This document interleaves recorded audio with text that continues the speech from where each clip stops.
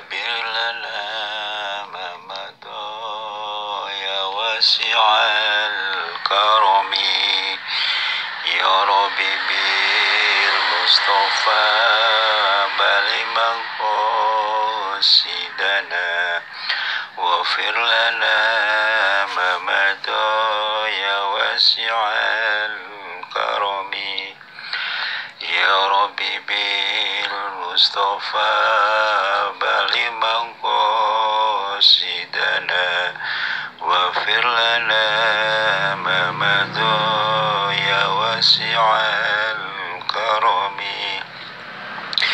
أعوذ بالله من الشيطان الرجيم. Bismillahirrahmanirrahim. Assalamualaikum warahmatullahi wabarakatuh. Salam jumpa kembali untuk seluruh sahabat-sahabat YouTuber, sahabat media, serta para pemirsa dan seluruh para penggemar, para pendengar setia di seluruh tanah air Indonesia, di Jakarta, Jakarta Selatan dan sekitarnya.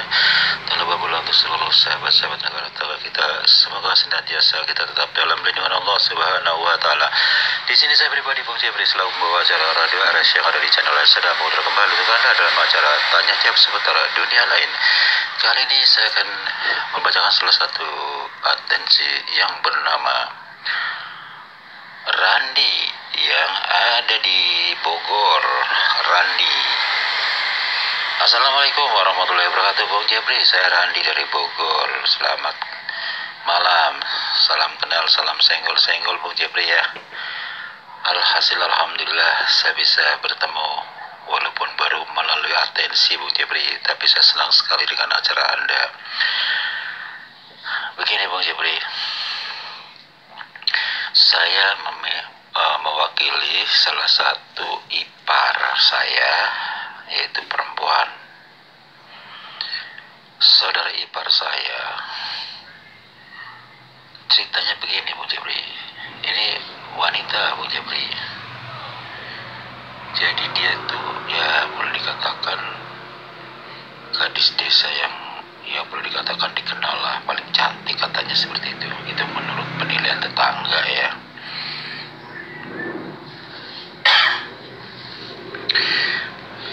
Pas kebetulan dengan kejadian baru sebulan Bung Jebri, setelah dia habis jalan-jalan dari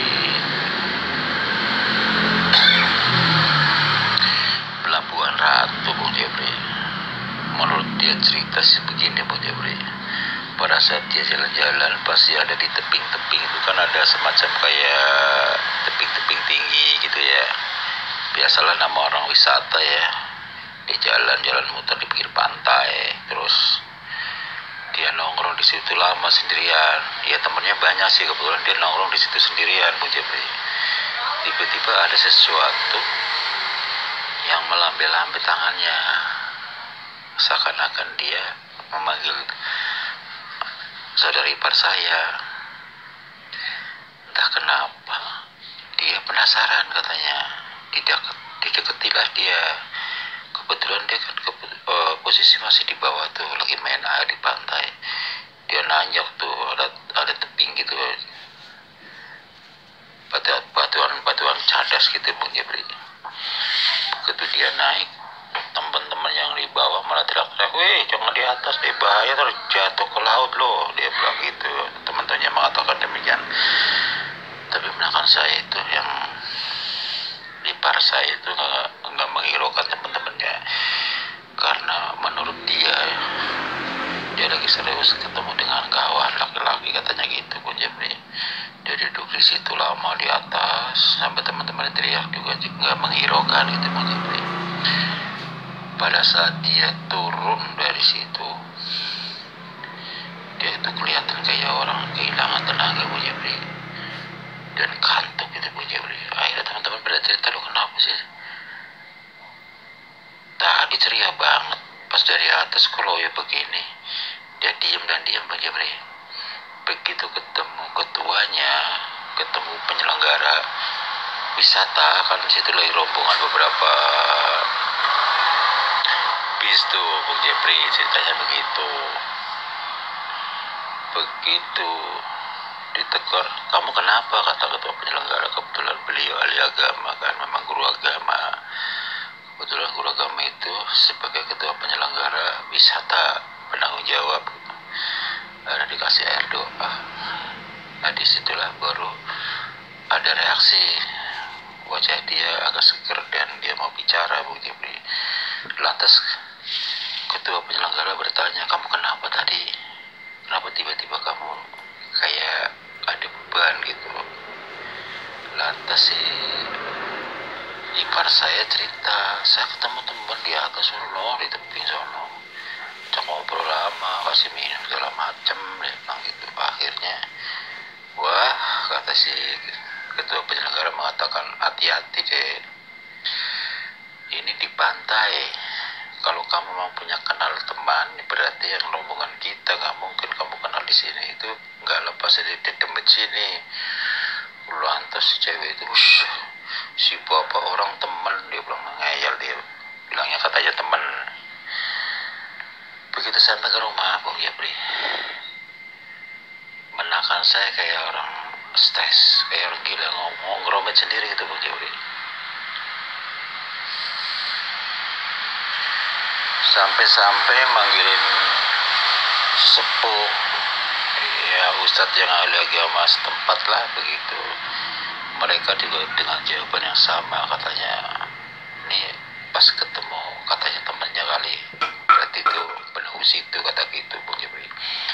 Semuanya juga sama, terus kasih air doa lah buat diminum dia, tapi tetap begitu Bung Jepri, dia diam, dan dia lebih suka menyendiri, dan seolah-olah dia lagi ngobrol sama siapa gitu Bung Jepri, tapi nggak ada suara, cuman mulutnya aja komat kamit. Yang membuat kasihan Bung Jepri, dia kan ibarat kata gadis yang dikenal lingkup, banyak orang yang menyukai Bung Jepri, ceritanya begitu. Mohon pencerahannya Bung Jepri. Sampai sekarang ini hampir 1 bulan, dia masih tetap begitu Bung Jepri. Apakah betul yang dikatakan orang-orang yang katakan orang pintar gitu? Dia menceritakan katanya ketemu teman, apakah benar temannya dia atau bagaimana? Dan kok bisa jadi reaksi ipar saya kok bisa kayak orang, ya dibilang kasarnya gila gitu loh.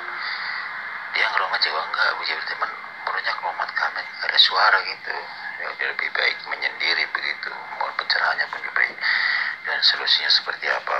Terima kasih atas bacakannya. Atensi saya, wassalam. Waalaikumsalam warahmatullahi wabarakatuh. Saudara Randi dari Bogor ya. Terima kasih atas bergabungnya Anda bersama Radio RIS yang ada di channel ya Sadam. Kembali lagi pada atensi Randi yang baru saja saya bacakan. Kalau kita bicara masalah tempat wisata ya, di sana saya paham adanya. Memang dulu pernah hampir saya mau ngambil konten di situ, tapi sampai sekarang ini saya belum kesampaian. Kebetulan ini ada atensi yang menyinggung soal masalah lingkupnya ya. Di sana tuh ada, ya dibilang banyak-banyak di beberapa titik. Kebetulan yang satu titik itu yang diceritakan oleh Anda, yang kejadian ipar Anda di situ ketemu teman. Jadi saya tegaskan kepada saudara Randi, ya dikatakan dia bertemu teman, bukanlah teman, tapi itu jin si penunggu tebing itu yang kebetulan menyerupai sebagai peran teman saudara Anda, ipar Anda lah, katakan seperti itu ya. Kenapa dia diam dan lebih banyak menyendiri dan selalu seolah-olah bicara tapi nggak ada suara? Dia masih dihantui, selalu ditemuin oleh makhluk tersebut yang dianggap temannya. Tadi dikatakan saudara Randi, katanya ada sesepuh dan orang ahli agama datang ke situ, tapi kenapa kok nggak ada hasil? Dia masih tetap begitu. Menurut Anda seperti itu ya? Sebetulnya kalau diruqyah 1 kali pun dia akan kembali normal. Ini dia diikuti sampai ke rumah saudara Randi. Kalau bisa memang harus diruqyah, mencari orang ahlinya ya. insya Allah sehabis diruqyah yang dia ketahui di sana mengikuti dia sampai ke rumah sampai sekarang ini, kalau belum diruqyah, ruqyah itu kan memisahkan sesuatu gaib yang ada di dalam tubuh dia yang selalu mengganggu. Insya Allah kalau dia keluar dari tubuhnya, dia akan sempurna seperti sedia kala, biasa ceria dan selalu bergaul dan ngobrol dengan yang lain. Bukan yang sekarang ini, memang perubahannya banyak sekali, lebih baik menyendiri dan dia diam dan seakan-akan lagi ngobrol. Itulah dia dipengaruhi sesuatu yang dimaksud dia kawannya. Dia sebetulnya lagi ngobrol sama temannya yang dianggap temannya itu tadi, padahal itu tidak lepas dari si penunggu tebing tersebut. Jadi mohon diperhatikan saudara Andi, kalau bisa secepatnya kasihan dia, jangan terlalu lama. Jadi sudah ditunggangin oleh sesuatu gaib yang ada dalam tubuhnya. Itu yang membuat saya tanda tanya, kenapa seorang sesepuh dan ustadz kok nggak bisa mengendalikan dia untuk keluar dari tubuhnya. Itu yang bikin saya tanda tanya. Seperti apa cara-cara dia, itu yang membuat saya juga tanda tanya. Biasanya kalau di ruqyah udah sekaligus sih dia menghilang, akan kembali ke tempat asalnya, ke demit itu yang dia lihat seperti itu ya. Kalau memang ada tidak mampu dan tidak ada hasil untuk mencari orang yang ruqyah, jadi persilakan, saya akan menunggu saudara Randi. Kalau memang saya dilibatkan, dipersilakan kapan. Anda tinggal membuat janji menghubungi saya ya. Harapan saya baik saudara Randi yang terkait, saudara iparnya maupun siapapun yang kebetulan mendengarkan video kami di sini, saya selalu menganjurkan kepada siapapun dia, dimanapun kita berada, baik mau kerja, mau jalan-jalan dari rumah, siapkan diri, sedia payung sebelum hujan, berdoa gampang kok. Surat Al-Kahfi ayat 107 sampai ayat 110, terus surat Al-Fatihah, lantas membaca ayat kursi, niatkan karena Allah saya mau melakukan perjalanan wisata atau bekerja apa saja yang kita niatkan apa, lindungilah hambamu termasuk hartamu, harta hamba seperti itu, termasuk diri hamba, jauhkan dari kejahatan, kezaliman, jauhkan dari segala hal-hal gaib, jauhkan dari pandangan dari hal-hal gaib seperti itu. Insya Allah kalau sudah diniatkan, dimanapun kita berada, Allah selalu melindungi kita kok ya. Biasanya memang orang-orang suka lupa, padahal kalau orang aktif mengikuti konten-konten saya mungkin barangkali selalu diingatkan ya, karena setiap hampir ada konten selalu saya mengingatkan, sekalipun sepenting apapun, lebih penting kita kan niatnya kan lebih aman diri kita ya, terlindungi ya, minta perlindungan kepada Allah, selalu begitu. Sekalipun penting, kalau diri kita terganggu ya kita tidak bisa merasakan nikmat apa yang kita rasakan dalam keadaan wisata di sana ya, karena hanya cukup kita mengantarkan masalah dan mencari masalah, membawa masalah ya, seperti kayak menekan Anda pulang jadi bengong, banyak ngeromet tapi tanpa suara. Dialah bertemu dengan yang ada di sana, terbawa ke rumah. Itu yang bikin tanda tanya saya tadi. Anda mengatakan sesepuh dan ustadz sudah dilibatkan, tapi kalau dia masih begitu, memang terus terang tidak semua orang memahami dan menjangkau masalah mata batin atau panca indera, sehingga hanya tahu wujud orang yang dimaksud, yaitu menekan Anda atau ipar Anda, tapi tidak mengetahui adanya sosok makhluk gaib yang ada di tubuhnya. Seperti itu. Itu kalau diruqyah sekali udah aman, dia kembali normal. Dipercepat ya saudara Andi, usahakan mencari orang yang ahlinya. Kalau memang berhasil, insya Allah ya, saya jarak jauh juga, insya Allah. Kalau memang berhasil ataupun tidak berhasil, Anda hubungin saya. Nanti kalau memang alhasil nihil, silakan ya. Sekali lagi saudara Andi, saya tidak menutup kemungkinan kepada siapapun, apalagi yang terkait dengan masalah atensi, dipersilakan ya. Nanti kita membuat perjanjian kapan, di mana ya. Demikianlah saudara pendengar yang berbahagia di seluruh tanah air Indonesia, di Jakarta, Jakarta Selatan dan sekitarnya maupun di luar negeri sana. Semoga kita senantiasa tetap dalam lindungan Allah Subhanahu wa taala, karena waktu juga akan turun dari udara. Insyaallah kita jumpa lagi pada waktu yang sama dengan acara tanya jawab seputar dunia lain. Apabila salah kata dalam penyampaian, saya pribadi selaku pembawa acara Radio RS yang ada, mohon maaf. Wassalamualaikum warahmatullahi wabarakatuh.